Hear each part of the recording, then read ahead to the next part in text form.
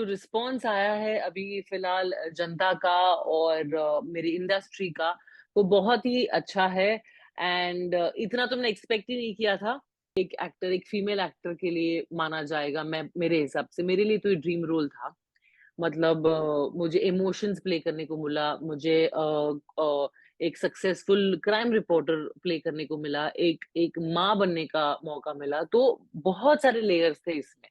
तो बाद मेरे पास और कोई रियलिटी शो बचे ही नहीं थे टेलीविज़न पे, और मैं कुछ भी नहीं उठाना चाहती थी। मतलब अच्छे-अच्छे रियलिटी शोज़ उठाओ, आप करो, एक्सपीरियंस लो, निकल जाओ। ऐसा ही होता है टेलीविज़न में कि रियलिटी शो आप पकड़ो, 2-3 महीने रहते हो आप, और फिर उसके बाद आप मूव ऑन करते हो। उस बिल्डिंग में रहते हैं पर दूसरे फ्लोर पे, तो जब भी रील बनानी होती है तो फ़ोन करके बोल देती हूँ कि चलो भई रील बनाते हैं। और मेरी सासू माँ के साथ मैं रहती हूँ तो उनको बोल देती हूँ कि चलो आज जब तैयार-वैयार हो जाते हैं हम लोग रील्स बनाते हैं। स्वागत है करिश्मा तन्ना का। करिश्मा जो कि इनको शायद ही किसी बहुत उसकी ज़रूरत है क्योंकि स्कूप अभी इतना ज़्यादा हर तरफ मतलब लोगों के ज़ुबान पे है, इतना ज़्यादा फैन्स बात कर रहे हैं और करिश्मा बहुत सालों से इंडस्ट्री का हिस्सा रही हैं, तो उन्हें किसी भी तरीके की मुझे नहीं लगता इंट्रोडक्शन की ज़रूरत है। करिश्मा आपका बहुत-बहुत स्वागत है नवभारत टाइम्स ऑनलाइन में। Thank you so much. कैसा चल रहा है? कैसी हैं आप? मैं बहुत अच्छी हूँ और जो रिस्पॉन्स आया है अभी फिलहाल जनता का और मेरी इंडस्ट्री का, वो बहुत ही अच्छा है। एंड इतना तो मैंने एक्सपेक्ट ही नहीं किया था। एंड जब 2-3 दिन से मेरा फ़ोन है, मेरे मैसेजेस है, मेरा व्हाट्सएप है, वो बस बंद ही नहीं हुआ है। तो आई थिंक मैं बहुत ही ज़्यादा खुश हूँ कि मेरा जो शो है स्कूप, उसको ऐसा रिस्पॉन्स मिला है। एंड मैं ये 2-3 दिन से वो एक बोलते हैं ना, एक शाइन ग्लोरी वो जो होती है उसको सेलिब्रेट कर रही हूँ। बिल्कुल, क्योंकि करिश्मा हर तरफ आपकी शो की बात चल रही है। एक तो ऐसी कहानी आप लेके आए हैं, ऊपर से एक ऐसा किरदार, कैरेक्टर कह लें जो आपने कभी प्ले नहीं किया, आपके लिए बहुत नया था। तो करिश्मा फाइनली मुझे ऐसा लग रहा है कि आप हमें बहुत अच्छे से समझ रही हैं अभी। तो मैं ये एक्सपेक्ट कर हाँ, सकती हाँ, मतलब मैंने बहुत सारे इंटरव्यूज़ में ये सेम बोला है कि मुझे जर्नलिज़्म के बारे में ज़्यादा पता नहीं था। मतलब ऑफ़ कोर्स जो जितना जानना चाहिए वो हम सब जानते हैं, पर जो डिटेल होता है कि कितनी मेहनत लगती है, कि आपको कैसे स्कूप निकालना पड़ता है, मतलब जो ग्राउंड लेवल से आपको मेहनत करनी पड़ती है, वो मुझे इस शो के ज़रिए पता चला। और जब मैंने 6 महीने की कड़ी मेहनत की, क्राइम रिपोर्टर बन के, तब हूँ। पता चलता है कि आप लोगों की लाइफ में भी बहुत हार्ड वर्क है, आप लोगों की लाइफ में भी कंटीन्यूअस कॉम्पिटिशन है, जेलसी है, हमेशा आगे बढ़ने की वो भूख होती है, उसमें क्या-क्या आप लोगों को फेस करना पड़ता है, ये सब मुझे पता चला ये शो के ज़रिए। तो मेरा जो रिस्पेक्ट है आप लोगों के लिए, मतलब जहाँ था उससे डबल हो चुका है। करिश्मा एक्सपीरियंस तो आपने लगभग मतलब बता दिया है हमें, बट फिर भी मैं जानना चाहूँगी कि कैसा एक्सपीरियंस रहा सेट पे, मतलब कैसा माहौल होता है? क्योंकि आप क्राइम रिपोर्टर प्ले कर रहे हो। तो मुझे लगता है अपने जी। आप में ही बहुत ही स्ट्रॉन्ग कैरेक्टर है, एक तो मतलब भाग-दौड़ और बाकी सारी चीज़ें। तो आपके लिए आपका एक्सपीरियंस कैसा था? एक तो नया बिल्कुल कैरेक्टर, तो सेट पे कैसे आप क्या करते थे? मतलब एक्सपीरियंस तो बहुत ही अच्छा रहा है क्योंकि बहुत कुछ सीखने को मिला है। एवरी डे जब मैं सेट पे जाती थी, सीन्स पढ़ती थी, बहुत कुछ ऐसा था जो मुझे पता नहीं था कि 2009 में ये हुआ है, 2006 में ये हुआ है, तो उसका मैं थोड़ा-सा डिटेल निकालती थी, ऑनलाइन जाके थोड़ा-सा होमवर्क करती थी। फिर मतलब जैसे-जैसे स्क्रिप्ट पढ़ने लगी मैं, मुझे एवरी डे कुछ ना कुछ नया सीखने को मिला था from the entire team, from the director to my fellow actor, सबके साथ ना कुछ बहुत सीखने को मिलता था और मुझे सीखने को बहुत अच्छा लगता है। तो बहुत अच्छा एक्सपीरियंस था क्योंकि जब हम लोग न्यूज़ रूम में होते हैं, तो वो बैंटरिंग चल रही है, एडिटर के साथ आर्ग्यूमेंट चल रही है कि अप्रूव कर दे स्टोरी, तो मुझे ये पूरा प्रोसेस पता नहीं था कि ये होता है, फिर ये होता है, फिर ये होता है, फिर एडिटर के पास जाता है, फिर स्पेल चेक होता है, वो सब। तो वो काफ़ी सीखने मिला, बट जब फिर मैं अपने फैमिली के साथ घर पे रहती हूँ, अपने बेटे के साथ होती हूँ, अपने नाना के साथ होती हूँ, मामा के साथ होती हूँ, तो वहाँ एक्सपीरियंस कुछ और था। तो हर एक दिन, हर एक सेट पे, हर एक ज़ोन पे, जब जेल गई तो वो एक्सपीरियंस अलग था। तो बहुत ही मज़ा आया शूट करके, मतलब ये ड्रीम रोल एक एक्टर, एक फीमेल एक्टर के लिए माना जाएगा, मैं मेरे हिसाब से, मेरे लिए तो ये ड्रीम रोल था। मतलब मुझे इमोशंस प्ले करने को मिला, मुझे एक सक्सेसफुल क्राइम रिपोर्टर प्ले करने को मिला, एक एक माँ बनने का मौका मिला, तो बहुत सारे लेयर्स थे इसमें। तो मैं जी गई 6 महीने में, जितना भी हमने शूट किया उसमें मैं जी गई। करिश्मा आप बहुत सालों से इंडस्ट्री का हिस्सा है। पहले आपने टीवी से जी। शुरुआत की, फिर आपने बहुत सारे रियलिटी शोज़ भी किए हैं, काफ़ी टॉप रियलिटी शोज़ किए हैं और उससे आप बहुत फेमस भी हुए हो, चाहे वो बिग बॉस हो, चाहे वो खतरों के खिलाड़ी हो। खतरों के खिलाड़ी तो आप जीते हो। तो हुँ। पर आपके बीच में प्रोजेक्ट्स बहुत ही आप कम कर रहे थे या फिर बहुत टाइम के बाद आ रहा था कुछ भी। तो मतलब आप किसी नए या इस तरीके के प्रोजेक्ट का वेट कर रहे थे या फिर क्या रीज़न था? हाँ जी, देखिए ये तो हमने लास्ट ईयर फिनिश कर दिया था शूटिंग, तो वो 1 साल तो मुझे वेट करना ही था, इसलिए मैंने 1 साल कुछ किया नहीं, जानबूझ के नहीं किया।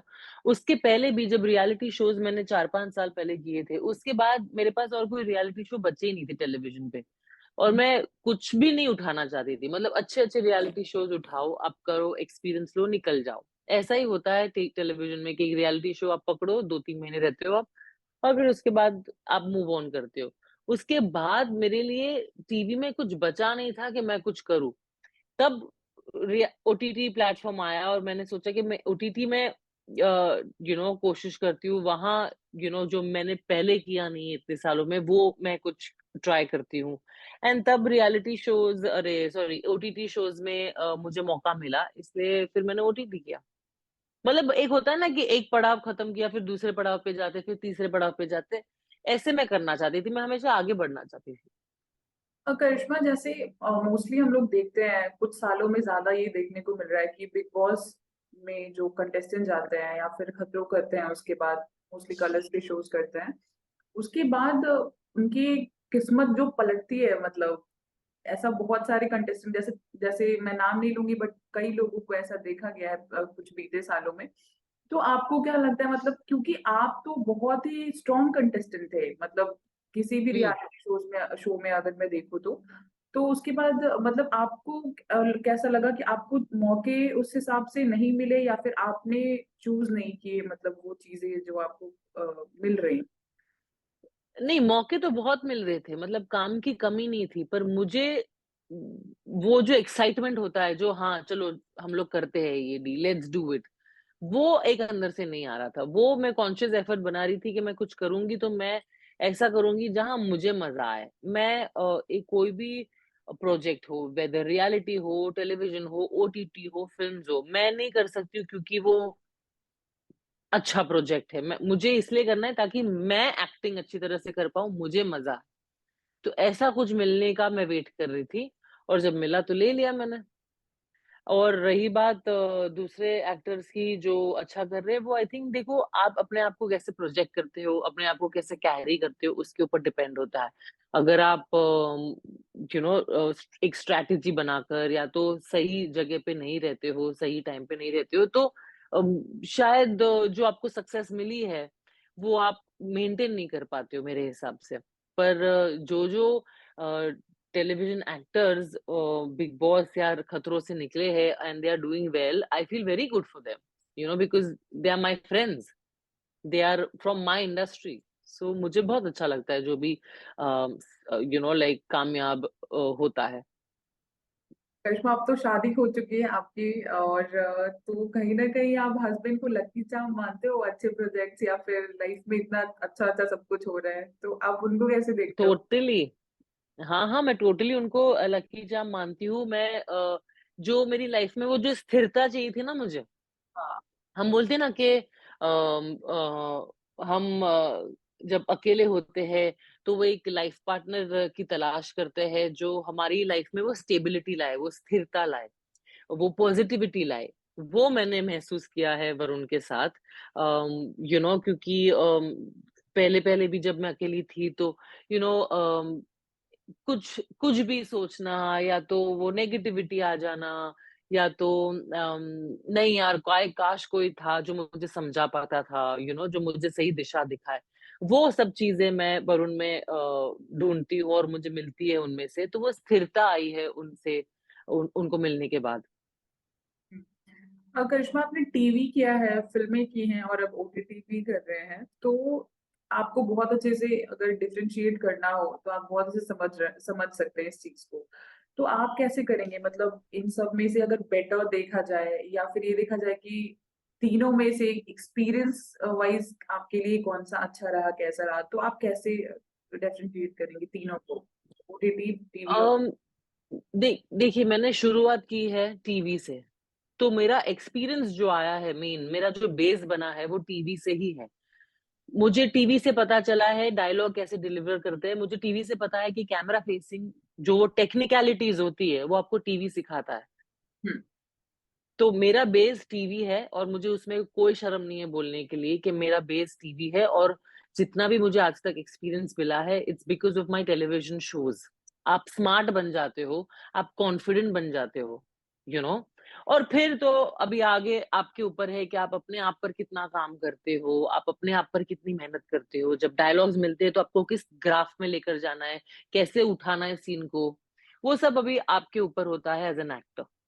बट मेरा एक्सपीरियंस जो मिला है वो मुझे टीवी से मिला है and it helped me to do films, it helped me to do OTT also. आपके फैन्स करिश्मा बहुत ज़्यादा एक्साइटेड हो गए हैं मुझे लग रहा है स्कूप को देखने के बाद मैं कमेंट्स देख रही थी हुँ। तो बहुत ही एक्साइटेड है। हाँ, अच्छा आप कमेंट्स देख पा रहे हो? ये लाइव जा रहा है? नो, नो, नो मैं इसके पहले आपका इंस्टा चेक करके आई हूँ। अच्छा तो ओह! हाँ, तो मैं देख रही थी उस टाइम पे तो बहुत अच्छे पॉजिटिव कमेंट्स है फैन्स के। तो अभी उनके लिए और कुछ नया, कुछ ऐसा ही कुछ प्लान कर रहे हो आप? कुछ नया आने वाला है या फिर क्या देखेंगे वो करिश्मा को किस अवतार में देखने वाले हैं नया? एक्चुअली मैं भी एक्साइटेड हूँ कि मैं अपने आप को कौन से अवतार में देखने वाली हूँ इसके बाद, क्योंकि अभी तक मैंने कोई प्रोजेक्ट लिया नहीं है। ओके। तो जितने फैन्स क्यूरियस है उतना ही मैं क्यूरियस हूँ कि भाई मैं क्या करने वाली हूँ अभी आगे। तो आई थिंक जो भी करूँगी, अच्छा ही करूँगी क्योंकि मैं कोशिश करती हूँ कि मैं अपने फैन्स को हमेशा खुश रखूँ, अपने फैन्स को हमेशा प्राउड फ़ील करवाऊँ और कुछ डिफरेंट उठाऊँ हमेशा। तो अभी आगे भी जो भी मैं प्रोजेक्ट लूँगी वो टचवुड अच्छा ही होगा मुझे ऐसा लगता है एंड या I will make my fans proud once again. Okay.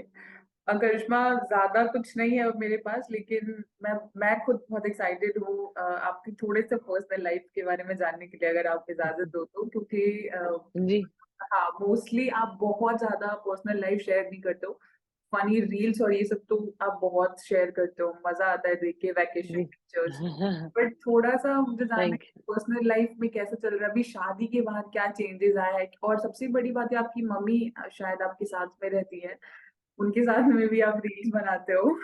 तो मतलब मम्मी साथ में नहीं रहती है दूसरे फ्लोर पे रहती है, एक ही अच्छा, बिल्डिंग में रहते हैं पर दूसरे फ्लोर पे। तो जब भी रील बनानी होती है तो फ़ोन करके बोल देती हूँ कि चलो भई रील बनाते हैं। और मेरी सासू माँ के साथ मैं रहती हूँ तो उनको बोल देती हूँ कि चलो आज जब तैयार-वैयार हो जाते हैं हम लोग रील्स बनाते हैं। तो हम लोग रील बनाते हैं मतलब मैं कोशिश करती हूँ कि जितना रियल रहूँ मतलब देखो ट्रेंडिंग रील्स तो सब बनाते हैं और मज़ा भी आता है ऑडियंस को देखकर। पर मुझे कुछ ऐसा बनाना था जहाँ लोग मुझसे रिलेट कर पाएँ कि भाई मेरी मम्मी भी है और मेरी मदर इन लॉ भी है और उनके साथ मैं क्या रील्स बना सकती हूँ, उनके साथ मैं क्या कंटेंट क्रिएट कर सकती हूँ और कुछ नया भी था।